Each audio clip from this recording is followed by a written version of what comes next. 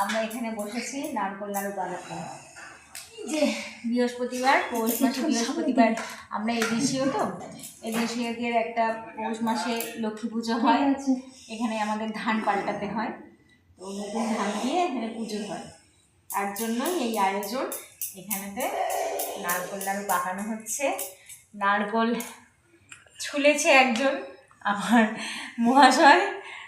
নারকোল কুড়িয়েছেন ইনি, এই হচ্ছে আমার ছোটো যা।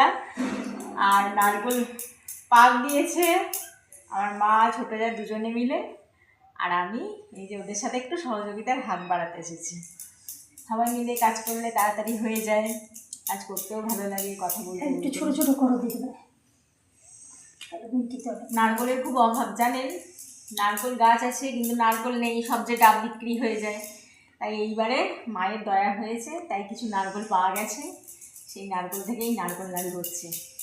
নাহলে কিনে নিয়ে এসেও করা হয়, কিনে নিয়ে এসে সবসময় ভালো হয় না, দেখতে ভালো লাগে বাইরে থেকে, কিন্তু নিয়ে এসে যখন কাটা হয় দেখা যায় ভেতরে হয়তো পচা বা ভালো না।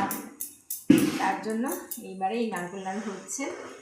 মা কালকে বাড়ি চলে যাবে, মায়েরও পুজো আছে আমার বাপের বাড়িতে, তাই একেবারেই নারকোল নাড়ু করা হচ্ছে। মা একটু নিয়ে যাবে, ওখানে গিয়ে তো মাকে করতে হবে। ঠিক আছে, টাটা।